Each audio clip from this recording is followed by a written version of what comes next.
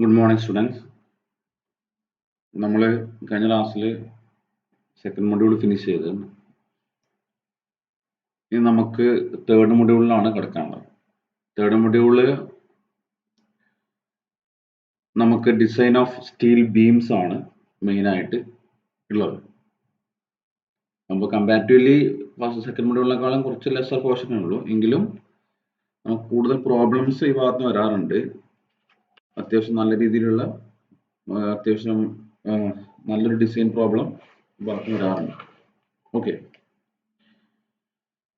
Design of steel beams ആണ് ഇതിൽ മേജറായിട്ട് നമ്മൾ കവർ ചെയ്യണം. ഓക്കെ, മൊഡ്യൂളിൽ എന്തൊക്കെയുള്ളത് നോക്കാം. Plastic moment carrying capacity of A section.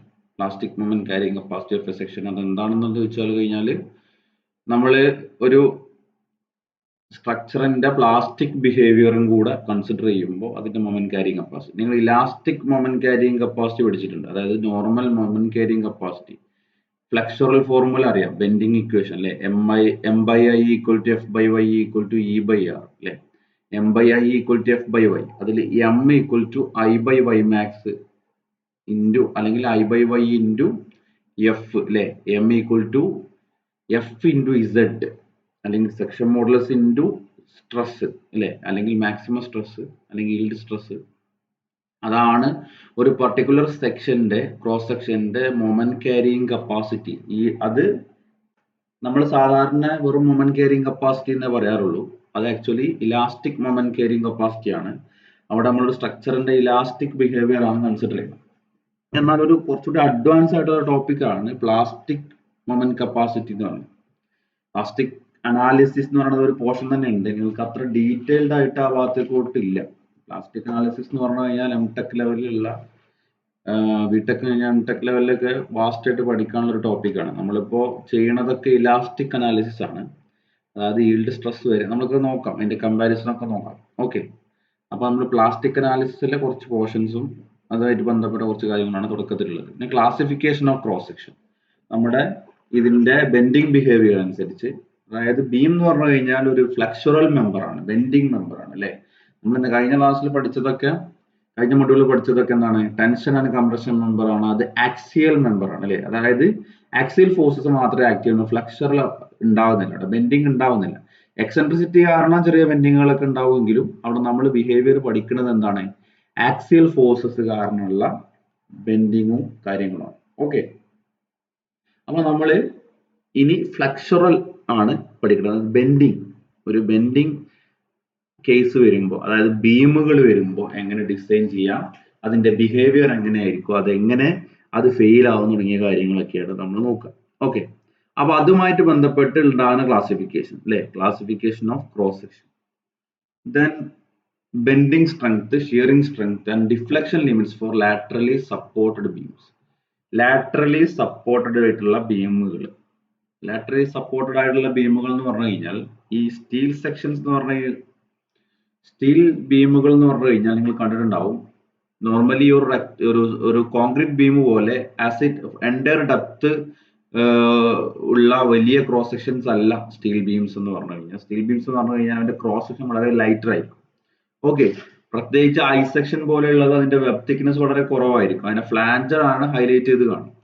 Okay, അപ്പൊ അതിന്റെ ലാറ്ററലിന് എക്സ്ട്രാ സപ്പോർട്ടീവ് ആയിട്ട് കൊടുക്കുന്നതാണ് ലാറ്ററലി സപ്പോർട്ടഡ് ബീം. ലാറ്ററൽ എന്ന് പറഞ്ഞാൽ അതിന്റെ സൈഡുകൾ സപ്പോർട്ട് ചെയ്ത് കൊടുക്കുക, അത് ബക്ലിംഗ് ഒഴിവാക്കാനൊക്കെയാണ്. നമുക്കത് നോക്കാം. ഓക്കെ, ഇനി fundamentals of plate girder parts and function. Plate ഗേർഡറും എന്താണ് plate girder, fundamentals of plate girder. Actually ഒരു പ്ലേറ്റ് ഗേർഡർ എന്ന് പറഞ്ഞു കഴിഞ്ഞാൽ ഞാൻ പറഞ്ഞിട്ടുണ്ടാവും ചിലപ്പോ, നമുക്ക് ബിൽറ്റപ്പ് സെക്ഷൻ ഉണ്ട്, പ്ലേറ്റ് ഗേർഡർ ഉണ്ട്.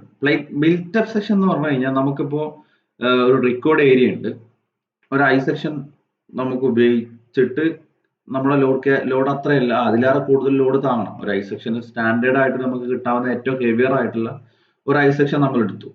പക്ഷെ അതിന് താങ്ങാൻ പറ്റാവുന്നതിൽ അപ്പുറമാണ് നമ്മുടെ ലോഡ് അല്ലെങ്കിൽ മൊമെന്റ്. ഇപ്പം ബെൻഡിങ് അല്ലെങ്കിൽ ഒരു ബീം ആകുമ്പോൾ മൊമെന്റ് ആണ് നമ്മൾ പറയുന്നത്. അപ്പം മൊമെന്റ് നമുക്ക് അതിന് താങ്ങാവുന്നതിൽ കൂടുതലാണ്.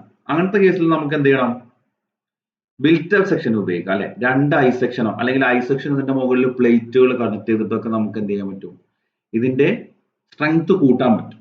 എന്നാൽ ഒരു പ്ലേറ്റ് ഗേർഡർ എന്ന് പറഞ്ഞു കഴിഞ്ഞാൽ പർപ്പസ് ഇത് തന്നെയാണ്. നമുക്ക് ഹെവിയർ ആയിട്ടുള്ള ലോഡ് വരുമ്പോൾ, ഹെവി ലോഡ്സ് വരുമ്പോൾ, സ്റ്റാൻഡേർഡ് സെക്ഷൻസ് മതിയാകാതെ വരുമ്പോൾ നമ്മൾ എക്സ്ട്രാ നമ്മൾ ക്രിയേറ്റ് ചെയ്തെടുക്കുന്നതാണ്. പക്ഷേ ഇത് ഒരിക്കലും സ്റ്റാൻഡേർഡ് സെക്ഷൻസ് ഉപയോഗിച്ചിട്ടല്ല ഉണ്ടാക്കുന്നത്. ഒരു ബിൽറ്റപ്പ് സെക്ഷൻ എന്ന് പറഞ്ഞാൽ സ്റ്റാൻഡേർഡ് സെക്ഷനെ തന്നെ തമ്മിൽ തമ്മിൽ കണക്ട് ചെയ്യാണ്. ഇപ്പോൾ ബാക്ക് ടു ബാക്ക് ആയിട്ട് രണ്ട് ചാനൽ സെക്ഷൻസ് വേണമെങ്കിൽ കണക്ട് ചെയ്യാം, അല്ലെങ്കിൽ ആംഗിൾ സെക്ഷൻ വേണമെങ്കിൽ കണക്ട് ചെയ്യാം, അല്ലെങ്കിൽ ഒരു ഐ സെക്ഷൻ രണ്ടെണ്ണം ഒരുമിച്ച് കണക്ട് ചെയ്യാം, അല്ലെങ്കിൽ ഒരു ഐ സെക്ഷൻ തന്നെ മുകളിലും താഴെയും പ്ലേറ്റ് കൊടുക്കാം. അതൊക്കെ സ്റ്റാൻഡേർഡ് സെക്ഷനിൽ നിന്ന് ഡെവലപ്പ് ചെയ്തെടുക്കുന്നതാണ്. പക്ഷേ ഒരു പ്ലേറ്റ് ഗേർഡർ എന്ന് പറഞ്ഞു കഴിഞ്ഞാൽ നമ്മളൊരു ഐ സെക്ഷനോ ചാനൽ സെക്ഷനോ നമ്മൾ ക്രിയേറ്റ് ചെയ്തെടുക്കുകയാണ് യൂസിങ് പ്ലേറ്റ്സ്, സ്റ്റാൻഡേർഡ് ആയിട്ടുള്ള അല്ലെങ്കിൽ നമ്മുടെ മാർക്കറ്റിൽ അവൈലബിൾ ആയിട്ടുള്ള പ്ലേറ്റുകൾ ഉപയോഗിച്ച്, അതായത് വിഡ്ത്തും തിക്നെസ്സും മാത്രമുള്ള പ്ലേറ്റുകൾ മാത്രം ഉപയോഗിച്ച് നമ്മൾ ക്രിയേറ്റ് ചെയ്തെടുക്കുന്നതിനാണ് ഗേർഡർ എന്ന് പറയുന്നത്, പ്ലേറ്റ് ഗേർഡർ എന്ന് പറയുന്നത്. ഓക്കെ, അപ്പൊ അതിനെ കുറിച്ചാണ്, അതിന്റെ കുറച്ച് ഫണ്ടമെന്റൽ കാര്യങ്ങളും അതിന്റെ പാർട്സും ഫങ്ഷൻസ് ഒക്കെയാണ് നമുക്ക് ലാസ്റ്റ് ആയിട്ട് മൊഡ്യൂളിൽ പഠിക്കാറ്. ഓക്കെ, അപ്പൊ ഇന്നത്തെ ക്ലാസ്സിൽ പ്ലാസ്റ്റിക് അനാലിസിസ് ആണ്.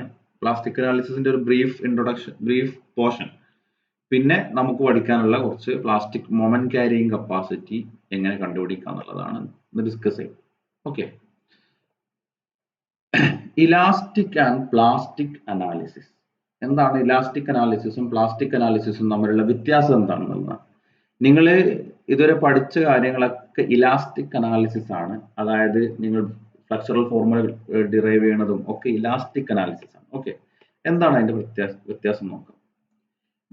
നമുക്കറിയാം ഇവിടെ ഒരു സ്ട്രെസ് സ്ട്രെയിൻ കർവ് ആണ് താഴെ കാണിച്ചിട്ടുള്ളത്. അത് ഒരു മൈൽഡ് സ്റ്റീലിന്റെ സ്ട്രെസ് സ്ട്രെയിൻ കർവ് എന്ന് പറഞ്ഞു കഴിഞ്ഞാൽ ഇങ്ങനെ ഒരു ഈൽഡ് കഴിഞ്ഞതിന് ശേഷം ഏകദേശം ഇങ്ങനെ ഉണ്ടാവും. ഓക്കെ, ഇത് അതിനെ ഒരു സ്റ്റാൻഡർഡൈസ് ചെയ്ത ഒരു ഡയഗ്രാം. വൈ ആക്സിസിൽ സ്ട്രെസ്സും എക്സ് ആക്സിസിൽ സ്ട്രെയിൻ. ഓക്കെ, നമുക്കറിയാം ഒരു പ്രപ്പോർഷണൽ ലിമിറ്റ് വരെ അല്ലെങ്കിൽ ഇലാസ്റ്റിക് ലിമിറ്റ് വരെ stress increases with strain, linear proportion ആണ്. പക്ഷെ ഒരു ഈൽഡ് പോയിന്റ് കഴിഞ്ഞാൽ എന്ത് ചെയ്യും, പിന്നെ സ്ട്രെസ് ഇൻക്രീസ് ചെയ്യില്ല, പക്ഷെ ഇത് സ്ട്രെയിൻ നന്നായിട്ട് ഇൻക്രീസ് ചെയ്യും. ഒരു പ്രത്യേകിച്ച് ഒരു സ്റ്റീൽ സ്ട്രക്ചറിന് അല്ലേ. അപ്പോൾ ഈൽഡ് പോയിന്റ് താഴെയുള്ള റീജിയൻ ഇലാസ്റ്റിക്. ഇലാസ്റ്റിക് എന്ന് പറഞ്ഞു കഴിഞ്ഞാൽ എന്താണ്, ലോഡിന് കറസ്പോണ്ടിങ് ആയിട്ട് അതിന്റെ സ്ട്രെയിൻ ഇൻക്രീസ് ചെയ്യുന്ന പോർഷൻ ആണ്. എന്നാൽ പ്ലാസ്റ്റിക് റീജിയൻ എന്ന് പറഞ്ഞു കഴിഞ്ഞാൽ എക്സസീവ് സ്ട്രെയിൻ ഡിഫോർമേഷൻ ആണ് വിത്തൗട്ട് ഇൻക്രീസിങ് എനി സ്ട്രെസ് അല്ലെ. അപ്പോ ഒരു കോൺക്രീറ്റ് മെറ്റീരിയലിന് ഈ ഒരു റീജിയൻ വളരെ കുറവായിരിക്കും, പ്ലാസ്റ്റിക് ബിഹേവിയർ ഇല്ല, ഇവിടെ നിന്ന് തന്നെ അത് ബ്രേക്ക് ആവും. ഓക്കെ, പക്ഷേ ഒരു സ്റ്റീൽ സ്ട്രക്ചർ എന്ന് പറയുമ്പോൾ അത് ഡക്റ്റൈൽ ആണ്. അത് കുറച്ച് ലോഡ് എടുത്ത് കഴിഞ്ഞാലും പിന്നീട് അത് കുറച്ച് ഡിഫോം ചെയ്ത് കുറച്ചുകൂടെ കഴിഞ്ഞിട്ട് അത് കൊളാപ്സ് ആവും. ഓക്കെ, അപ്പൊ അതിന് പ്ലാസ്റ്റിക് ബിഹേവിയറും കൂടെ ഉണ്ട്. അപ്പോ ഒരു ഇലാസ്റ്റിക് അനാലിസിസിന് ഈ ഒരു ഏത് ടൈപ്പ് മെറ്റീരിയൽ ആണെങ്കിലും അതിന്റെ ഇലാസ്റ്റിക് ബിഹേവിയർ മാത്രമേ നമ്മൾ എന്ത് ചെയ്യുന്നുള്ളൂ, കൺസിഡർ ചെയ്യുന്നുള്ളൂ. അതിനെ കുറച്ചുകൂടി അപ്പുറത്ത് കൂടെ സ്ട്രെങ്ത് ഉണ്ടെങ്കിൽ കൂടി അത് നമ്മൾ കൺസിഡർ ചെയ്യാറില്ല. ഇലാസ്റ്റിക് സോണിൽ ഇരുന്നിട്ട് മാത്രമാണ് നമ്മൾ ബിഹേവിയർ സ്ട്രക്ചർ അനലൈസ് ചെയ്യുന്നത്. അതുകൊണ്ട് തന്നെ നമ്മൾ കൺസിഡർ ചെയ്യുമ്പോൾ അല്ലെങ്കിൽ ഡിസൈൻ ചെയ്യുമ്പോൾ എന്താണ്, ആ സ്ട്രക്ചറിൽ ഒരിക്കലും അതിൽ വരുന്ന സ്ട്രെസ്സുകൾ ഈൽഡ് സ്ട്രെസ്സിനേക്കാളും കൂടാൻ പാടില്ല എന്നുള്ളത് നമ്മൾ കൺസിഡർ ചെയ്യും. Do not exceed stresses in the structure, do not exceed the yield stress. ആ സ്ട്രക്ചറിൽ വരുന്ന സ്ട്രെസ്സുകൾ ഒരിക്കലും എന്ത് ചെയ്യാൻ പാടില്ല, ഈൽഡ് സ്ട്രെസ്സിനേക്കാളും കൂടാൻ പാടില്ല. ഈൽഡ് സ്ട്രെസ് എന്ന് പറയുന്നത് ഇവിടെ വരുന്ന സ്ട്രെസ് അല്ലേ, അതിനേക്കാളും കൂടാൻ പാടില്ല എന്നുള്ള കൺസിഡറേഷനിലാണ് നമ്മൾ എന്ത് ചെയ്യുന്നത്, ഡിസൈൻ ചെയ്യുന്നത്. Designing on the basis of no yield anywhere in the structure, elastic moment. അപ്പോ നമ്മൾ ഈൽഡ് ഉണ്ടാവാൻ പാടില്ല, അല്ലെങ്കിൽ ഈൽഡ് സ്ട്രെസ്സിനേക്കാൾ ഒരിക്കലും കൂടാൻ പാടില്ല എന്നുള്ള കേസിലാണ് ഇലാസ്റ്റിക് ബിഹേവിയർ അല്ലെങ്കിൽ ഇലാസ്റ്റിക് അനാലിസിസ് നടത്തണം. ഇനി ഇലാസ്റ്റിക് മൊമെന്റ് ക്യാരിയിങ് കപ്പാസിറ്റി, അല്ലെങ്കിൽ നോർമലി നമ്മളൊരു മൊമെന്റ് ക്യാരിയിങ് കപ്പാസിറ്റി എന്ന് മാത്രമാണ് പറയാറ്. ഇവിടെ നമ്മൾ ഇലാസ്റ്റിക്കും പ്ലാസ്റ്റിക്കും പറയുന്നതുകൊണ്ട് നമ്മൾ ഇലാസ്റ്റിക് മൊമെന്റ് ക്യാരിയിങ് കപ്പാസിറ്റി എന്ന് പറയുന്നു. ഓക്കെ, അതെന്താണ്, നിങ്ങൾക്ക് യൂഷ്വൽ ഫ്ലക്സൽ ഫോർമുല അറിയാം, M=I/Y × F. അത് കിട്ടിയത് M/I=F/Y എന്നുള്ള ഫ്ലക്സറൽ ഫോർമുലയാണ്, നമ്മുടെ ബേസിക് ആയിട്ടുള്ള ഫോർമുല. ഓക്കെ, M/I=F/Y നിങ്ങൾക്ക് അറിയാം. സോ അതിന് M മൊമെന്റ് എന്ന് പറയുന്നത് M=I/Y × F. അതിലെ മാക്സിമം എത്ര വരും, I/Y max × F. മാക്സിമത്തിലാണ് മാക്സിമം സ്ട്രെസ് ഉണ്ടാവുക. ഓക്കെ, ഓക്കെ ആണോ? അപ്പോൾ അതിന്റെ വേരിയേഷൻ നിങ്ങൾ പഠിച്ചിട്ടുണ്ട്. ന്യൂട്രൽ ആക്സിസിൽ 0 ആയിരിക്കും ബെൻഡിങ് സ്ട്രെസ്സിൽ. ഈ സ്ട്രെസ്സിന്റെ വേരിയേഷൻ ആണ് പറഞ്ഞത്. അത് എക്സ്ട്രീം ഫൈബറിലോട്ട് പോകുമ്പോൾ മാക്സിമം ആവും അല്ലേ. ഇവിടെ ശ്രദ്ധിക്കേണ്ട ഒരു കാര്യം, നമ്മൾ പറഞ്ഞു നമ്മളെ മെറ്റീരിയലിൽ എവിടെയും നമ്മളെ ഒരു ബീമാണെന്ന് വിചാരിക്കുക, ഇതൊരു ബീമാണ്, ഈ ബീമിന്റെ ക്രോസ് സെക്ഷൻ ആണ് ഇവിടെ കാണിച്ചത്. ഓക്കെ, നമ്മൾ ഇലാസ്റ്റിക് അനാലിസിസ് പറഞ്ഞത് ഈ മെറ്റീരിയൽ എവിടെ ഇതിൽ ഈ ഒരു മെറ്റീരിയലിന്റെ വരുന്ന സ്ട്രെസ് ഒരിക്കലും എന്ത് ചെയ്യാൻ പാടില്ല, ഈൽഡ് സ്ട്രെസ്സിനേക്കാൾ എക്സീഡ് ചെയ്യാൻ പാടില്ല. അപ്പോൾ നമ്മളിപ്പോൾ ഒരു ക്രോസ് സെക്ഷൻ എടുത്തു കഴിഞ്ഞാൽ അതിന്റെ എക്സ്ട്രീം ഫൈബറിൽ എഫ് എന്നുള്ള വാല്യൂ ഉണ്ട് അല്ലേ. ഈ വാല്യൂ പോലും, ഇതാണ് ഇതിലെ മാക്സിമം വാല്യൂ, ഈ വാല്യൂ പോലും എന്ത് ചെയ്യാൻ പാടില്ല, ഈൽഡ് സ്ട്രെസ്സിനേക്കാളും കൂടാൻ പാടില്ല. ഇനി നമ്മള് ഇൻക്രീസ് ചെയ്ത് നമ്മൾ ഈ എക്സ്ട്രീം ഫൈബർ സ്ട്രെസ് ഈൽഡ് സ്ട്രെസ്സിന് ഈക്വൽ ആയി എന്ന് വിചാരിക്കുക, എഫ് ഐക്ക് ഈക്വൽ ആയി. ഓക്കെ, അതുവരെ നമുക്ക് പോവാം, അതിനപ്പുറത്തേക്ക് എന്ത് ചെയ്യാൻ പാടില്ല, പോകാൻ പാടില്ല എന്നുള്ള കൺസിഡറേഷനിലാണ് നമ്മൾ ചെയ്യുക. ഇത് extreme fibre stress yield stress ആയെന്ന് വിചാരിക്കുക, താഴെ മേലും മുകളിൽ, ഇപ്പോൾ താഴേക്ക് മെന്റ് ചെയ്യുമ്പോൾ മുകളിൽ കംപ്രഷൻ, താഴെ ടെൻഷൻ. ഓക്കെ, അപ്പോഴും ഇതിലെ ബാക്കി ഫൈബേഴ്സ് എന്ന് ഉദ്ദേശിക്കുന്നത് ബാക്കി ലെയേഴ്സ് ഒരിക്കലും എന്ത് ചെയ്തിട്ടില്ല, ഈൽഡ് സ്ട്രെസ്സിനേക്കാൾ എത്രയോ താഴെയാണ് ബാക്കിയുള്ള ഫൈബേഴ്സ് അല്ലെങ്കിൽ ബാക്കിയുള്ള ലെയറുകളിൽ ആക്ട് ചെയ്യുന്നത്. അതാണ് ഇതിന്റെ ഒരു പ്രോബ്ലം. നമ്മൾ എന്ത് ചെയ്യുന്നില്ല, അതിന്റെ ബാക്കി സ്ട്രെങ്ത് അതിൽ കൺസിഡർ ചെയ്യുന്നില്ല. ഓക്കെ, മാക്സിമം ഈൽഡ് സ്ട്രെസ് വരെ പോകാൻ പറ്റൂ എന്നുള്ളതാണ് നമ്മൾ നോക്കുന്നത്. ഇതാണ് ഇലാസ്റ്റിക് അനാലിസിസ്. അപ്പൊ ഇലാസ്റ്റിക് മൊമെന്റ് ക്യാരിങ് കപ്പാസിറ്റി എന്ന് പറഞ്ഞാൽ M equal to I/Y into F. I/Y max എന്ന് പറഞ്ഞു കഴിഞ്ഞാൽ സെക്ഷൻ മോഡുലസ് ആണ്. സെക്ഷൻ മോഡുലസ് നിങ്ങൾ പഠിച്ചിട്ടുണ്ട്, Z into F അല്ലെ. So Z into F, F equal to Fy അല്ലെങ്കിൽ Z I/Y max. ഓക്കെ, ഇനി പ്ലാസ്റ്റിക് അനാലിസിസ് എന്താണ്, പ്ലാസ്റ്റിക് അനാലിസിസ് എന്താണ് കൺസിഡർ ചെയ്യണം. സ്വാഭാവികമായിട്ടും ഇതിന്റെ പ്ലാസ്റ്റിക് ബിഹേവിയറും കൂടി കൺസിഡർ ചെയ്യുന്നതാണ് plastic analysis. Okay, the behavior of structure beyond the elastic zone. Okay, നമ്മൾ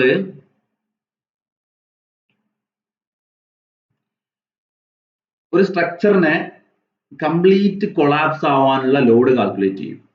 നമ്മൾ ഇവിടുത്തെ ഡിസൈൻ അല്ലെങ്കിൽ അനാലിസിസ് ആൻഡ് ഡിസൈൻ പ്രൊസീജിയർ എന്ന് പറഞ്ഞു കഴിഞ്ഞാൽ നമ്മൾ ഈൽഡ് പോയിന്റിൽ വെച്ച് നിർത്തുന്നില്ല.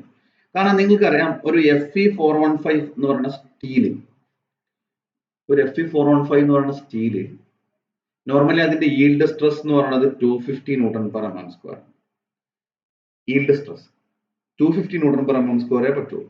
പക്ഷെ അതിന്റെ അൾട്ടിമേറ്റ് സ്ട്രെസ് എന്ന് പറയുന്നത് ഏകദേശം 415 newton per M M square. പക്ഷെ 415 newton per M M square വരെ അതിന് എടുക്കാൻ പറ്റുന്നുണ്ട് ആക്ച്വലി. പക്ഷെ നമ്മള് അതിന്റെ ഈൽഡ് സ്ട്രെസ് അത്രയേ ഉള്ളൂ, അത് ഈൽഡ് ചെയ്യാൻ തുടങ്ങുന്നത് 250 ന്യൂട്ടൺ പെർ എം എം സ്ക്വയറിലാണ്. അപ്പൊ നമ്മൾ ഈൽഡ് സ്ട്രെസ് മാത്രം കൺസിഡർ ചെയ്ത് എടുക്കുകയാണെങ്കിൽ അതിന്റെ സ്ട്രെങ്ത് എന്ന് പറയുന്നത് എത്രയോ കുറവിലാണ് നമ്മൾ ഡിസൈൻ ചെയ്യുന്നത് അല്ലെ. അതിനുള്ള സ്ട്രെങ്ത്തിൽ നിന്നും എത്രയോ കുറവാണ് നമ്മൾ കൺസിഡർ ചെയ്യുന്നത്. ശരിക്കും അതിന് റിസർവ്ഡ് ആയിട്ടുള്ള ഒരുപാട് സ്ട്രെങ്ത് 250ക്ക് മുകളിലുണ്ട്, അത് നമ്മൾ കൺസിഡർ ചെയ്യുന്നില്ല. പക്ഷെ ഏത് elastic analysis, plastic analysis consider ചെയ്യുമ്പോൾ നമ്മൾ ഇതിന്റെ മാക്സിമം അതിൽ അത് കൊളാപ്സ് ചെയ്യുന്ന സമയത്തുള്ള ലോഡ് കൺസിഡർ ചെയ്യും. എന്നിട്ട് എന്ത് ചെയ്യും, നമ്മൾ വരുന്ന ലോഡ് ഇതിനേക്കാളും എക്സീഡ് ചെയ്യില്ല, കുറച്ച് മാർജിൻ വെക്കും, എത്ര അല്ലെങ്കിൽ ഒരു ഫാക്ടർ ഓഫ് സേഫ്റ്റി വെക്കും, അതിനേക്കാളും എക്സീഡ് ചെയ്യില്ല എന്നുള്ള ഒരു കൺസിഡറേഷനിലാണ് പ്ലാസ്റ്റിക് അനാലിസിസ് ചെയ്യുന്നത്. അതായത് കൊളാപ്സ് ലോഡ് വരെ നമ്മൾ കൺസിഡർ ചെയ്യുന്നത് മാത്രം. ഓക്കെ, ഇത് സ്റ്റീൽ സ്ട്രക്ചറിൽ മാത്രമേ യൂസ് ചെയ്യുന്നുള്ളൂ. More widely used in steel structure where the structure has more deformation. അതായത് പ്ലാസ്റ്റിക് റീജിയൻ കൂടുതലാണ്, മോർ ഡക്റ്റൈൽ ആണ് സ്റ്റീല്. ഓക്കെ, അതുകൊണ്ടാണ് നമ്മൾ സ്റ്റീൽ സ്ട്രക്ചേഴ്സിന് പ്ലാസ്റ്റിക് അനാലിസിസ് ഉപയോഗിക്കുന്നത്. ഓക്കെ,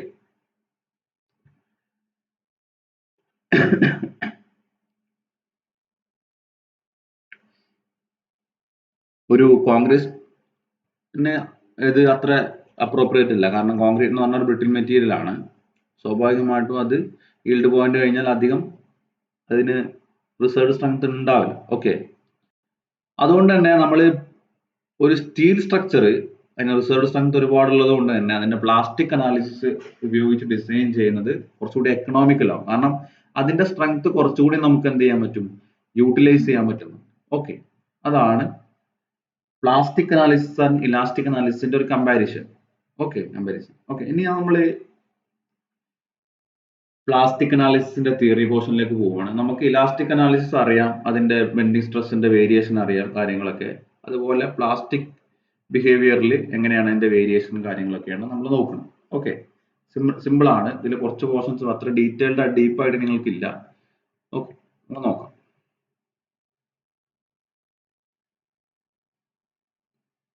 നമുക്കറിയാം, ഇവിടെ ഈ ഒരു ഡയഗ്രം ശ്രദ്ധിക്കുക. ഈ ഒരു ഡയഗ്രം മനസ്സിലാവുന്ന ഒരു കാര്യം, ഒരു ക്രോസ് സെക്ഷൻ നമ്മൾ ഈൽഡ് സ്ട്രെസ്സിൽ എത്തിക്കഴിഞ്ഞാൽ പിന്നീട് അതിന് സ്ട്രെസ് എടുക്കാൻ പറ്റുന്നില്ല, ഇവിടെ ഇൻക്രീസ് ആവുന്നില്ല. ഓക്കെ, ആ ഒരു ക്രോസ് സെക്ഷനിൽ ഏതെങ്കിലും ഒരു ഫൈബർ, ഏതെങ്കിലും ഒരു ലെയർ നമ്മൾ ഈൽഡ് സ്ട്രെസ്സിൽ എത്തിക്കഴിഞ്ഞാൽ പിന്നീട് അതിന് സ്ട്രെയിന് മാത്രമേ ഇൻക്രീസ് ചെയ്യുന്നുള്ളൂ, സ്ട്രെസ് ഒരിക്കലും ഇൻക്രീസ് ചെയ്യുന്നില്ല. അതാണ് ഇവിടെ പറയുന്നത്. അതാണ് തിയറി ഓഫ് പ്ലാസ്റ്റിക് അനാലിസിസ് പറയുന്നത്. Those parts of a structure that have been stressed to the yield point cannot resist additional stress. yield point വരെ സ്ട്രെസ് ചെയ്ത ഒരു പാർട്ട് അല്ലെങ്കിൽ ഒരു ലെയർ, ഒരു ക്രോസ് സെക്ഷനിലെ ഒരു ലെയറിന് കൂടുതൽ അഡീഷണൽ സ്ട്രെസ്സസ് എടുക്കാൻ പറ്റില്ല. അപ്പോൾ എന്ത് ചെയ്യും? അഡീഷണൽ സ്ട്രെസ്സസ് എടുക്കുന്നതിന് പകരം അത്ര ലെയറുകളിൽ ആക്ട് ചെയ്യുന്ന സ്ട്രെസ്സുകൾ എന്ത് ചെയ്യും? They will transfer to the other parts. തൊട്ടടുത്തുള്ള പാർട്ടുകളിലേക്ക് ട്രാൻസ്ഫർ ചെയ്യും. അവിടെ എന്ത് ചെയ്തിട്ടില്ല? ഈൽഡ് സ്ട്രെസ് വരെ സ്ട്രെസ് ചെയ്യപ്പെട്ടിട്ടില്ല. ഓക്കെ, അവിടെ ഈൽഡ് സ്ട്രെസ് റീച്ച് ചെയ്തിട്ടില്ല. Okay, instead an additional loads or stresses will be transferred to the other parts of the structure where the stresses are below the yield stress and thus in the elastic range and able to resist increased stress. അപ്പോൾ ഈ ഒരു yield stress എത്തിയ പാർട്ടുകൾ എന്ത് ചെയ്യുന്നു? അടുത്ത പാർട്ടിലേക്ക് ഈ നമ്മൾ additional ആയിട്ട് കൊടുക്കുന്ന സ്ട്രെസ് ട്രാൻസ്ഫർ ചെയ്യുന്നു. അപ്പൊ എന്ത് ചെയ്യുന്നു?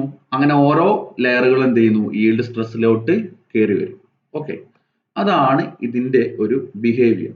ഓക്കെ, നമുക്ക് ഈ ഡയഗ്രാം ശ്രദ്ധിക്കുക, ഒന്നുകൂടി ക്ലിയർ ആയിട്ട് മനസ്സിലാവും. നമ്മള് ഒരു ബീമിനെ ലോഡ് ചെയ്യാണ്, നമ്മളൊരു റെക്ടാങ്കുലർ ബീമിനെ ലോഡ് ചെയ്യാണ്, സെൻട്രൽ ലോഡ് ചെയ്യാണെന്ന് ഇരിക്കാം. Maximum bending moment will be at this section അല്ലേ? ആ ഒരു സെക്ഷനിലുള്ള ഒരു ക്രോസ് സെക്ഷൻ നമ്മൾ എടുത്തു. അപ്പൊ ആദ്യം ഇങ്ങനെ ഇൻക്രീസ് ചെയ്ത് വരുമ്പോൾ എക്സ്ട്രീം ഫൈബർ സ്ട്രെസ് ആണ് ഇവിടെ കാണുന്നത് അല്ലെ? എക്സ്ട്രീം ഫൈബറിലെ ഏറ്റവും ടോപ്പ് എൻഡിലുള്ള സ്ട്രെസ് താഴേക്ക് പോകുന്തോറും കുറഞ്ഞു വരും. ന്യൂട്രൽ ആക്സിസ് 0 ആവും, പിന്നെ താഴോട്ട് പിന്നെ വീണ്ടും ഇൻക്രീസ് ചെയ്യും അല്ലെ? അടുത്ത ബോട്ടം എക്സ്ട്രീം ഫൈബറിൽ മാക്സിമം ആവും. ഓക്കെ, നമ്മൾ ആദ്യം ഫസ്റ്റ് ഫിഗർ നോക്കുക. ഈ ഫിഗർ ആദ്യം നമ്മൾ അപ്ലൈ ചെയ്ത സ്ട്രെസ് ഈൽഡ് സ്ട്രെസ്സിനേക്കാളും കുറവാണ്, അതായത് ഈ ഒരു പോർഷനിലൊക്കെ. ഓക്കെ, അപ്പോ ഈ ഒരു ലെവലിലാണ് ഇവിടെ സ്ട്രെസ് ഡെവലപ്പ് ചെയ്ത്. ഇനി അടുത്ത സ്റ്റേജിൽ ഈൽഡ് സ്ട്രെസ്സിന് ഈക്വൽ ആയി. അപ്പൊ എന്താ സംഭവിക്കുന്നത്? മാക്സിമം ആയി അല്ലെ? വീണ്ടും ഫർദർ ഇൻക്രീസ് ചെയ്യണം. അപ്പൊ എന്താ നമ്മൾ പറഞ്ഞത്? ഇപ്പോ ഈ ഒരു കണ്ടീഷനിൽ ഈ എക്സ്ട്രീം ഫൈബറിൽ മാത്രമേ മാക്സിമം സ്ട്രെസ് ഡെവലപ്പ് ചെയ്തിട്ടുള്ളൂ, അല്ലെങ്കിൽ ഈൽഡ് സ്ട്രെസ് ഡെവലപ്പ് ചെയ്തിട്ടുള്ളൂ. തൊട്ട് താഴോട്ടൊക്കെ കുറഞ്ഞു വരികയാണ്. അപ്പൊ നമ്മൾ ഫർദർ ഇൻക്രീസ് ചെയ്യുമ്പോൾ എന്ത് ചെയ്യും? തൊട്ടടുത്തുള്ള ലെയറിലോട്ട് ഇത് എന്ത് ചെയ്യും? ഈ എക്സ്ട്രാ വരുന്ന അഡീഷണൽ സ്ട്രെസ് ട്രാൻസ്ഫർ ചെയ്യും. അങ്ങനെ തൊട്ടടുത്തുള്ള ലെയറുകളൊക്കെ ഈൽഡ് സ്ട്രെസ്സിലോട്ട് ഇങ്ങനെ വരാൻ തുടങ്ങും. ഓക്കെ, താഴെ അങ്ങനെ തന്നെ. അങ്ങനെ ഫർദർ ആയിട്ട് നമ്മൾ ലോഡ് ഇൻക്രീസ് ചെയ്തുകൊണ്ടേ ഇരിക്കുകയാണെങ്കിൽ, അല്ലെങ്കിൽ സ്ട്രെസ് ഇൻക്രീസ് ചെയ്തുകൊണ്ടേ ഇരിക്കുകയാണെങ്കിൽ ഈ ഒരു entire cross section fully yield സ്ട്രെസ്സിലോട്ട് വരുന്ന ഒരു കേസ് വരും. ഓക്കെ, അതിനുശേഷമാണ് ഇത് ബ്രേക്ക് ചെയ്യും. ഓക്കെ, ഇത് കൊളാപ്സ് ആണ്.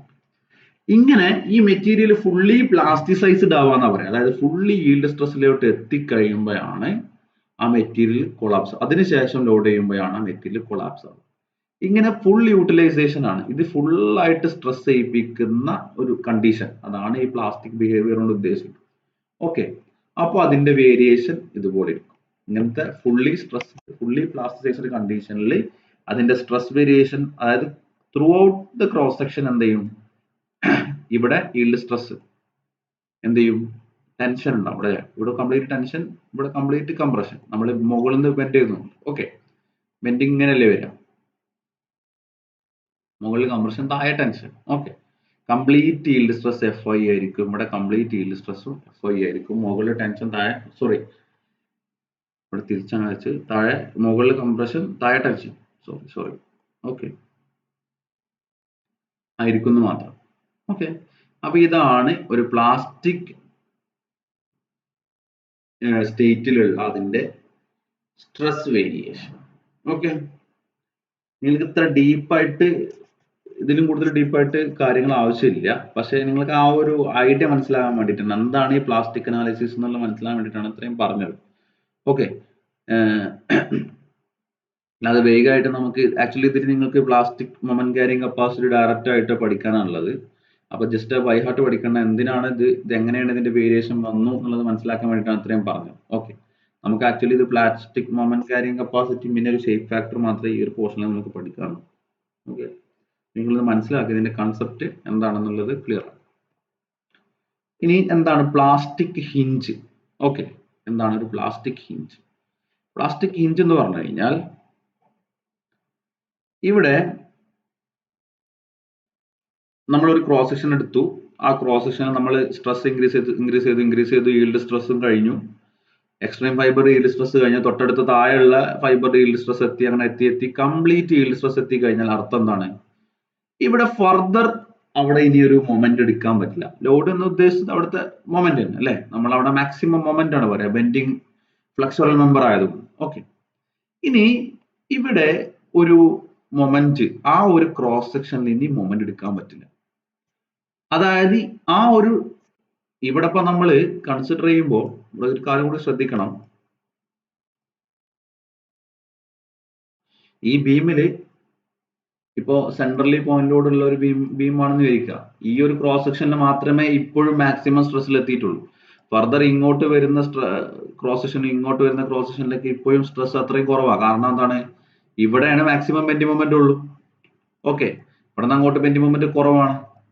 ഓക്കെ, അപ്പൊ ഈ ഒരു ക്രോസ് സെക്ഷൻ, ഈ പർട്ടിക്കുലർ ക്രോസ് സെക്ഷനിൽ ഈ പോയിന്റിൽ എന്ത് ചെയ്തു? ഈ ഒരു കണ്ടീഷൻ എത്തുമ്പോഴേക്കും അവിടെ ഇനി മൊമെന്റ് എടുക്കാൻ പറ്റില്ല, ഫെയിൽ ആവും. ഓക്കെ, മൊമെന്റ് എടുക്കാൻ പറ്റില്ല എന്ന് പറഞ്ഞു കഴിഞ്ഞാൽ എന്താ? അതിനെ നമ്മൾ നൊട്ടേറ്റ് ചെയ്യുന്ന രീതിയാണ് ഹിഞ്ച് ഫോർമേഷൻ. നമ്മുടെ ഒരു കൺസെപ്റ്റ് ആണ് ഹിഞ്ച് ഫോർമേഷൻ. ഹിഞ്ച് എന്ന് പറഞ്ഞു കഴിഞ്ഞാൽ എന്താ? ഒരു ഹിഞ്ചഡ് സപ്പോർട്ട് എന്ന് പറഞ്ഞു കഴിഞ്ഞാൽ എന്താ? അവിടെ മൊമെന്റ് എടുക്കാൻ പറ്റില്ല, റൊട്ടേഷൻ ഫ്രീ ആണ് അല്ലെ. അതാണ് ഹിഞ്ച് കൊണ്ട് ഉദ്ദേശിക്കുന്നത്. ഒരു പ്ലാസ്റ്റിക് ഹിഞ്ച് ഫോർമേഷൻ ആണ് അടുത്ത സ്റ്റെപ്പ്. അവിടെ ഒരു പ്ലാസ്റ്റിക് ഹിഞ്ച് ഫോം ചെയ്യും.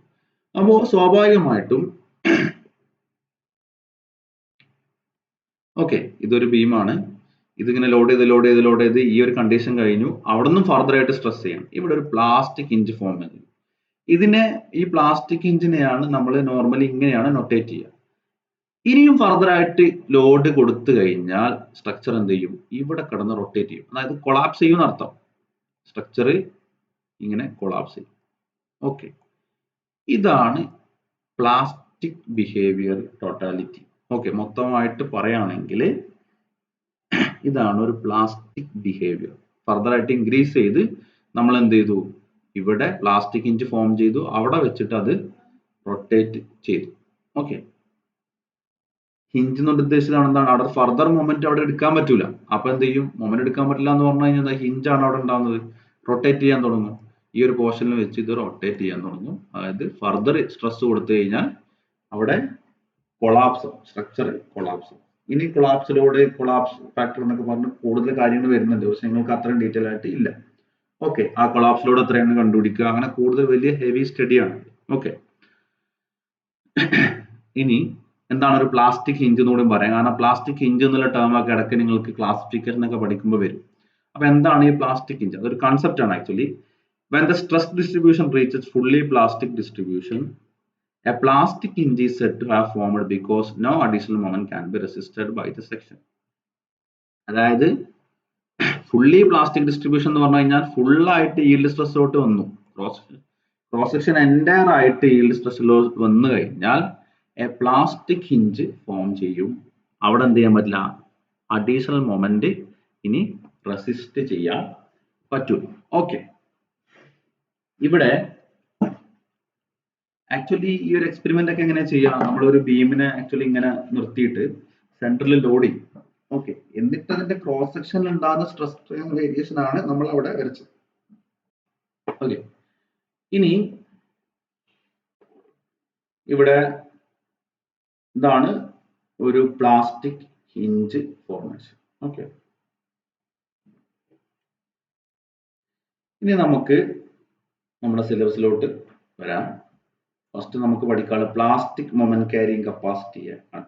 പ്ലാസ്റ്റിക് മൊമെന്റ് ക്യാരിങ് കപ്പാസിറ്റി എങ്ങനെ കണ്ടുപിടിക്കുക എന്നുള്ളതാണ് നമ്മൾ ഇന്ന്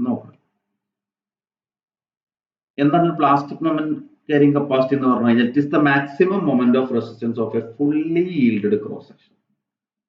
ഫുള്ളി ഈൽഡ് ഫുള്ളായിട്ട് ഒരു ക്രോസ് സെക്ഷന്റെ മൊത്തം ഏരിയയിൽ ഫുള്ളായിട്ട് ഈൽഡ് സ്ട്രെസ്സിലോട്ട് എത്തിക്കഴിഞ്ഞാൽ ഒരു ക്രോസ് സെക്ഷന്റെ മാക്സിമം അങ്ങനെയുള്ള ഒരു സ്റ്റേജിൽ ഉണ്ടാകുന്ന അതിന് എത്ര മൊമെന്റ് എടുക്കാൻ പറ്റും, അതാണ് പ്ലാസ്റ്റിക് മൊമെന്റ് ക്യാരിയിങ് കപ്പാസിറ്റി.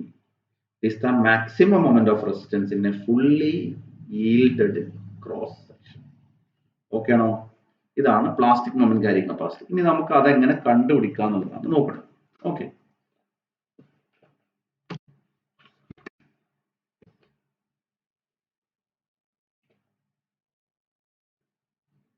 അപ്പൊ നമ്മള് ഒരു ജനറൽ ആയിട്ട് നമുക്ക് ഒരു ഫോർമുല കിട്ടാൻ വേണ്ടിയിട്ട് ഒരു ബീം എടുത്തു. എനി ബീം അതിന്റെ ക്രോസ് സെക്ഷൻ ആണ് നമ്മൾ വരയ്ക്കണം. Cross section may be any shape, ഒരു എനി ഷേപ്പ് ആണെന്ന് നോട്ട് ചെയ്യാൻ വേണ്ടിയിട്ടാണ് ഇങ്ങനെ ഒരു റെഗുലർ ആയിട്ടൊരു ഷേപ്പ് കാണിച്ചിട്ടുള്ളത്. നമുക്കറിയാം അതിനൊരു ന്യൂട്രൽ ആക്സിസ് ഉണ്ടാവും അല്ലെ, ന്യൂട്രൽ ആക്സിസ് ഉണ്ടാവും, അവിടെ സ്ട്രെസ് 0 ആയിരിക്കും. അതിന്റെ മുകളിൽ നമ്മൾ മുകളിൽ നിന്ന് താഴോട്ടാണ് ലോഡ് ചെയ്യുന്നത്. നോർമൽ കേസിലെല്ലാം ബീം മുകളിൽ നിന്ന് താഴോട്ടാണ് ലോഡ് വരിക. ഓക്കെ, ലോഡ് എന്നുള്ളത് കൊണ്ട് അപ്സൈഡ് കംപ്രഷൻ ഉണ്ടാവും, താഴെ ടെൻഷൻ ഉണ്ടാവും അല്ലെ. അപ്പൊ നമുക്കറിയാം ഒരു ഫുള്ളി പ്ലാസ്റ്റിസൈസ് ആയിട്ടുള്ള അല്ലെങ്കിൽ ഫുള്ളി ഈൽഡ് ആയിട്ട് വരുന്ന ക്രോസ് സെക്ഷൻ ഫുള്ളായിട്ട് ഈൽഡ് സ്ട്രെസ്സിലോട്ട് വരുമ്പോൾ നമുക്കറിയാം ഫിഗർ സ്ട്രെസ് ഡിസ്ട്രിബ്യൂഷന്റെ ഡയഗ്രം ഇങ്ങനെയാണ് വരിക. ഫുള്ളി റെക്ടാങ്കിൾ ആയിട്ട് മാറും. ടോപ്പിൽ ഈൽഡ് സ്ട്രെസ് എഫ് ഐ ഉണ്ടാവും, താഴെ yield stress F I, complete area F ഐയിലോട്ട് മാറും. ഇതിൽ ഓരോന്നും നോക്കാം. ഇനി നമുക്ക് ഇതിന്റെ ഓരോ ലെയറിലും ഓരോ കംപ്രസീവ് സ്ട്രെസ് ഉണ്ട്. ഇതിന്റെ total compressive stress will be acting എവിടെയായിരിക്കും, ഈ ഒരു ഏരിയ അല്ലെ, ഈ ഒരു ഇത്രയും ഭാഗത്തിന്റെ സെൻട്രോയിഡിലായിട്ട് ആയിരിക്കും ആക്ട് ചെയ്യുക അല്ലെ.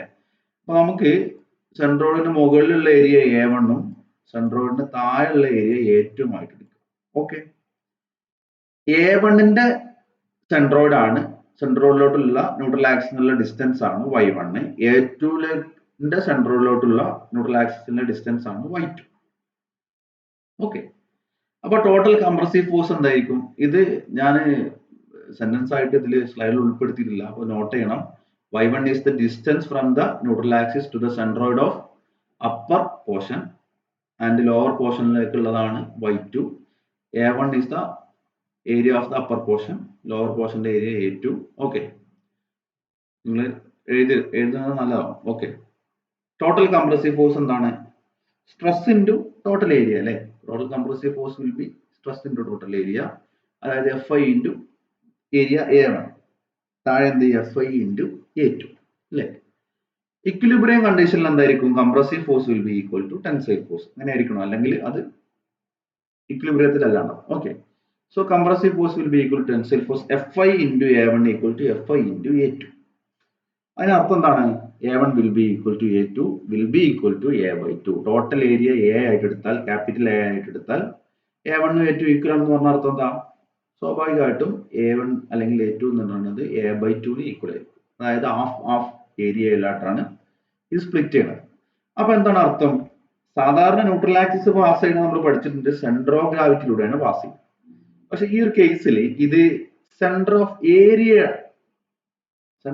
ഏരിയ, അതായത് ഏരിയ ഈക്വൽ ആയിട്ട് ഡിവൈഡ് ചെയ്യുന്ന ആക്സിസിലൂടെയാണ് ഇവിടെ ന്യൂട്രൽ ആക്സിസ് പാസ് ചെയ്യുന്നത്. Okay, so neutral axis of a plastified section in sometime called equal area axis. Equal area, ഒരു ക്രോസ് സെക്ഷനെ ഈക്വൽ ഏരിയ ആയിട്ട് സ്പ്ലിറ്റ് ചെയ്യുന്ന ആക്സിസ് ആണ് ഇവിടെ ന്യൂട്രൽ ആക്സിസ് എന്ന് പറയുന്നത്. ഓക്കെ, ഇനി നമുക്ക് ആവശ്യം ഇവിടെ രണ്ട് forces, equal and opposite forces acting അല്ലെ. ഈക്വൽ, നമ്മൾ കംപ്രഷൻ ഈക്വൽ ടെൻഷൻ ആണ് ഇക്വിലിബ്രിയം കണ്ടീഷനിൽ. Equal and opposite forces acting at distance apart. അങ്ങനെ ആകുമ്പോൾ എന്താണ്, ഒരു കപ്പിൾ ഫോം ചെയ്യും. ആ കപ്പിളിന്റെ മൊമെന്റ് ആണ് ഇവിടുത്തെ മൊമെന്റ് ക്യാരിങ് കപ്പാസിറ്റി എന്ന് പറയുന്നത്. കപ്പിളിന്റെ മൊമെന്റ് എങ്ങനെ കണ്ടുപിടിക്കാം?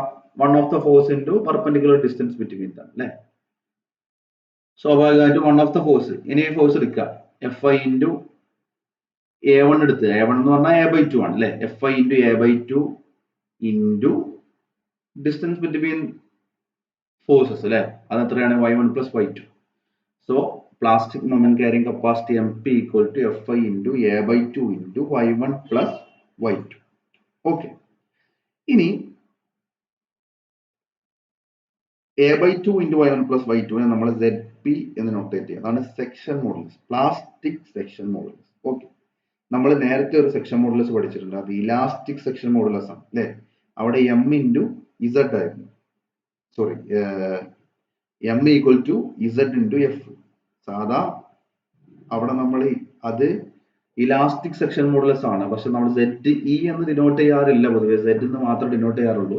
ചില ബുക്കുകളിൽ ZE എന്നും കാണാറുണ്ട്. നമ്മൾ അവിടെയൊക്കെ m/i ഈക്വൽ ടു f/y എന്ന് പഠിച്ചപ്പോഴേക്ക് എമ്മിന് ജസ്റ്റ് m എന്ന് മാത്രം ഡിനോട്ട് ചെയ്യാറുള്ളൂ, ME എന്ന് ഡിനോട്ട് ചെയ്യാറില്ല, m സഫിക്സ് E എന്ന് ഡിനോട്ട് ചെയ്യാറില്ല. ശരിക്കും ആക്ച്വലി അത് ഇലാസ്റ്റിക് മൊമെന്റ് ക്യാരിങ് കപ്പാസിറ്റി ആണ്. അതുപോലെ തന്നെ അവിടുത്തെ section modulus elastic section modulus ആണ്, പക്ഷെ അത് നോർമലി അത് Z മാത്രം ഡിനോട്ട് ചെയ്യാറുള്ളൂ. അപ്പൊ അത് പ്രത്യേകം മനസ്സിലാക്കാൻ വേണ്ടിയിട്ടാണ് ഇവിടെ MP എന്നും ZP എന്നും ഡിനോട്ട് ചെയ്യുന്നത്, പ്ലാസ്റ്റിക് സെക്ഷൻ മോഡുലസ്. ഓക്കെ,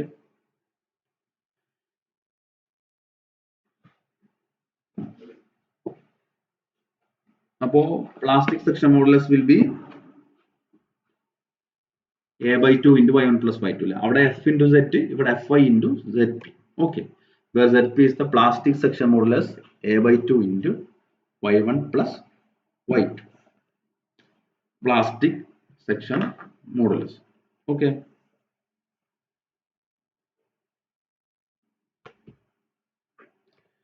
ഇനി നമ്മൾ അവിടെ സെക്ഷൻ മോഡുലസ് ഓഫ് കുറച്ച് സ്റ്റാൻഡേർഡ് സെക്ഷന്റെ സെക്ഷൻ മോഡുലസ് ഒക്കെ കണ്ടുപിടിച്ചിട്ടുണ്ടാവും അല്ലേ. BD²/6 റെക്ടാങ്കുലർ സെക്ഷന്റെ, സർക്കുലർ സെക്ഷൻ വേറെ വാല്യൂ π/32 d ക്യൂബ്, അങ്ങനെ കുറച്ച് പഠിച്ചിട്ടുണ്ടാവും. അതേപോലെ നമുക്ക് പ്ലാസ്റ്റിക് സെക്ഷൻ മോഡുലസും കണ്ടുപിടിക്കാം, ഒരു റെക്ടാങ്കുലർ സെക്ഷന്റെ പ്ലാസ്റ്റിക് സെക്ഷൻ മോഡുലസ് അല്ലേ. അപ്പൊ ഇവിടെ ഒരു B × D എന്ന് പറഞ്ഞാൽ B വിഡ്ത്തും D ഡെപ്തും ഉള്ള ഒരു റെക്ടാങ്കുലർ സെക്ഷൻ എടുത്തിട്ടുണ്ട്. നമുക്കറിയാം ഇതിന്റെ ഈക്വൽ ഏരിയ, ഇതിന്റെ ഏരിയ എന്ന് പറഞ്ഞാൽ BD അല്ലേ. ഏരിയന്റെ പകുതി എന്ന് പറയുന്നത് ഈ ആക്സിസിന് തന്നെ ആയിരിക്കും അല്ലെ, D/2 അല്ലെ. അപ്പോ ഈ ഏരിയന്റെ സെന്ററോട് എന്ന് പറയുന്നത് ഈ ഇതിന്റെ സെന്ററിലായിരിക്കും അല്ലെ, D/2ന്റെ സെന്ററിൽ. ദാറ്റ് വിൽ ബി, അതിന്റെ ഡിസ്റ്റൻസ് എത്രയായിരിക്കും, D/4. അതുപോലെ തന്നെ താഴോട്ടും D/4. ഓക്കെ, അപ്പൊ y1 ഉം y2 കിട്ടി, a അറിയാം, ഡയറക്റ്റ് സബ്സ്റ്റിറ്റ്യൂഷൻ ആണ്. Zp equal to a/2 into y1 plus y2.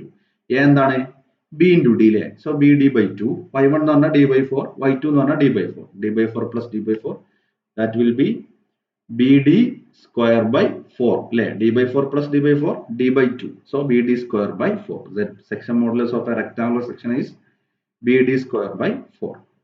ഇനി സർക്കുലർ സെക്ഷൻ കൺസിഡർ ചെയ്യാം. സർക്കുലർ സെക്ഷൻ കൺസിഡർ ചെയ്യുമ്പോൾ നോർമലി ഒരു ബീം സെക്ഷൻ സർക്കുലർ സെക്ഷൻ വളരെ റയർ ആണ്, കോളം സെക്ഷൻ ഒക്കെ സർക്കുലർ സെക്ഷൻ ഉണ്ടാവുള്ളൂ. ഓക്കെ,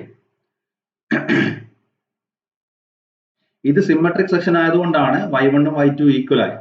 ഓക്കെ, ഒരു I സെക്ഷൻ ആണെന്ന് വിചാരിക്കാം, സോറി ഒരു T സെക്ഷൻ ആണെന്ന് വിചാരിക്കാം. T സെക്ഷന്റെ നമ്മൾ ആദ്യം ഈക്വൽ ഏരിയ വരുന്ന ഒരു ആക്സിസ് കണ്ടുപിടിച്ചു, അവിടെ നിന്നിട്ട് y1 ഉം y2 ഉം വ്യത്യാസം ഉണ്ടാവും. ഓക്കെ, നമുക്കത് തരത്തിലുള്ള പ്രോബ്ലം ഒക്കെ അടുത്ത ക്ലാസ്സിൽ ചെയ്യാം. ഓക്കെ, y1 ഉം y2 ഒക്കെ ഒരു T സെക്ഷനിൽ വ്യത്യാസം ഉണ്ടാവും.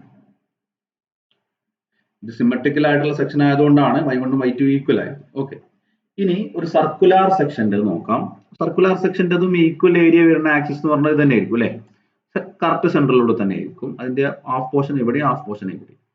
നമുക്കൊരു സെമി സ്ഫിയർ അല്ലെങ്കിൽ സെമി സർക്കിളിന്റെ സെൻട്രോയിഡ് എങ്ങനെയാണ്, ഈ ആക്സിസില്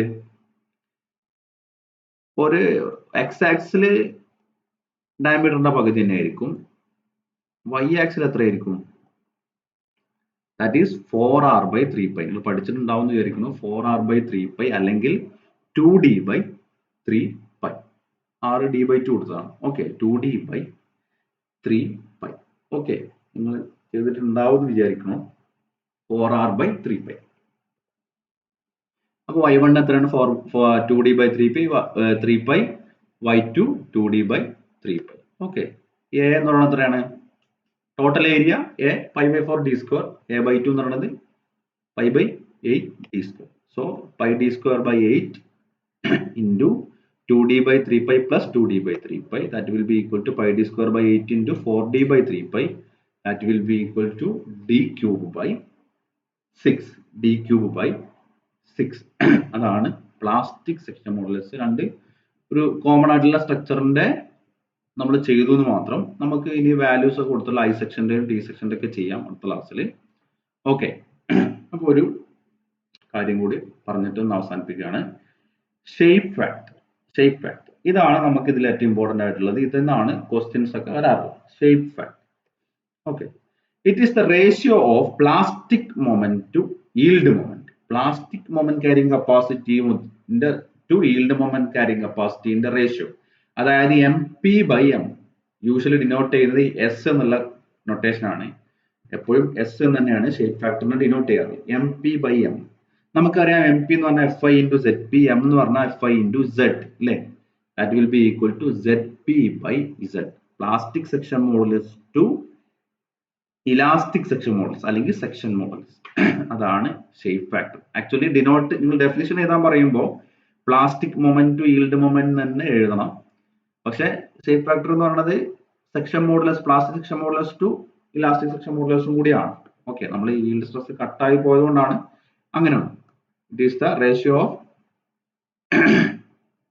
plastic moment to yield moment. അപ്പോൾ ഓരോ ടൈപ്പ് ക്രോസ് സെക്ഷനും ഒരു ഷേപ്പ് ഫാക്ടർ ഉണ്ടാവും. അത് കണ്ടുപിടിക്കലാണ് നമ്മളെ എയിം. ഓക്കെ, നമുക്ക് അടുത്ത ക്ലാസ്സിൽ ചെയ്യാം. Where ZP equal to A/2 into Y1 plus Y2 and Z equal to I/Y max അല്ലെ? I/Y max ആണ് ഇലാസ്റ്റിക് സെക്ഷൻ മോഡുലസ്. ഈ ഷേപ്പ് ഫാക്ടർ എന്ന് പറയുന്നത് ഷേപ്പ് ഫാക്ടർ കൂടുന്തോറും അതിന്റെ ഡക്റ്റൈൽ പ്രോപ്പർട്ടി അല്ലെങ്കിൽ അതിന്റെ ആ പ്ലാസ്റ്റിക് റീജിയൻ കൂടുതലാണെന്ന് അർത്ഥം. ആ ഒരു സോൺ അതിന്റെ റിസർവ്ഡ് സ്ട്രെങ്ത് കൂടുതലാണെന്ന് അർത്ഥം. It gives an indication of reserve capacity of a section from yielding at extreme fiber to full plastic. അതായത് yield പോയിന്റ് തൊട്ട് ഫുൾ പ്ലാസ്റ്റിക് ആവാൻ പറ്റുന്ന ആ റീജിയൻ ഉണ്ടല്ലോ, നമ്മൾ ആ ഗ്രാഫിൽ കണ്ട റീജിയൻ, ആ റീജിയന്റെ ഇൻഡിക്കേഷൻ അത് എത്രത്തോളം ഉണ്ട് എന്നുള്ളതാണ് ഷേപ്പ് ഫാക്ടർ ഡിനോട്ട് ചെയ്യുന്നത്. യൂഷ്വലി ഒരു മെറ്റീരിയലിന്റെ ഷേപ്പ് ഫാക്ടർ എന്ന് പറഞ്ഞാൽ 1, 1.5, 2 അങ്ങനെ ആ ഒരു റേഞ്ചിലാണ് വരിക. ലെവൽ 3, 4 ഒക്കെ വരുന്നുണ്ട്. ഓക്കെ, അപ്പൊ എത്രത്തോളം ഷേപ്പ് ഫാക്ടർ ഇൻക്രീസ് ചെയ്യുന്നു അത്രത്തോളം അത് റിസർവ്ഡ് സ്ട്രെങ്ത് അതിന്റെ കപ്പാസിറ്റി കൂടും. Higher the shape factor ductility will be higher. ആ മെറ്റീരിയലിന്റെ ഡക്റ്റൈൽ പ്രോപ്പർട്ടിയും ഹയർ ആയി. ഓക്കെ, ഇത്രയാണ് നമ്മൾ ഇന്നത്തെ ക്ലാസ്സിൽ ഡിസ്കസ് ചെയ്തത്. അപ്പോൾ പ്ലാസ്റ്റിക് അനാലിസിസ് ആണെന്ന് മെയിൻ ആയിട്ട് ഉദ്ദേശിച്ചത്. പ്ലാസ്റ്റിക് അനാലിസിസും plastic moment carrying capacity, shape factor. Okay, plastic analysis എന്ന് പറഞ്ഞാൽ എന്താണ് അതുകൊണ്ട് ഉദ്ദേശിക്കുന്നത് എന്നുള്ളതാണ് നമ്മൾ പറഞ്ഞത്. നമുക്ക് ഈ ഒരു പോർഷനിൽ ഈ ഒരു മൊഡ്യൂളിൽ മെയിൻ ആയിട്ട് ഡിസൈൻ ഓഫ് ബീം തന്നെയാണ് നമുക്ക് മെയിൻ ആയിട്ടുള്ളത്. അതിന്റെ ഷിയർ സ്ട്രെങ്ത്തും ഡിഫ്ലക്ഷനും ബെൻഡിങ് സ്ട്രെങ്ത്തും ഒക്കെ കണ്ടുപിടിക്കുക, അതിന്റെ ഡിസൈൻ ചെയ്യുക. ഓക്കെ, പക്ഷെ ഷേപ്പ് ഫാക്ടർ എന്നുള്ള ക്വസ്റ്റ്യനുകളും വരാറുണ്ട്. ഓക്കെ, അടുത്ത ക്ലാസ്സിൽ നമുക്ക് എങ്ങനെയാണ് ഒരു ഷേപ്പ് ഫാക്ടർ കണ്ടുപിടിക്കുക എന്നുള്ളത് നോക്കാം. ഇനി നിങ്ങൾക്ക് നെക്സ്റ്റ് തേഴ്സ്ഡേ ആണ് എൻ്റെ ക്ലാസ് ഉണ്ടാവുക. ഇതിന് മുന്നേ എന്തെങ്കിലും ഡൗട്ട് ഉണ്ടെങ്കിൽ ചോദിക്കാം. അതുപോലെ തന്നെ കഴിഞ്ഞ മൊഡ്യൂളിന്റെ PDF ഞാൻ ഗ്രൂപ്പിലിടാം. അതിൽ തന്നിട്ടുള്ള അസൈൻമെന്റ് ടെസ്റ്റുകളൊക്കെ കംപ്ലീറ്റ് ചെയ്ത് വെക്കുക. ഒരു സമയത്ത് ഞാനത് സബ്മിറ്റ് ചെയ്യാൻ പറയും. Okay, thank you.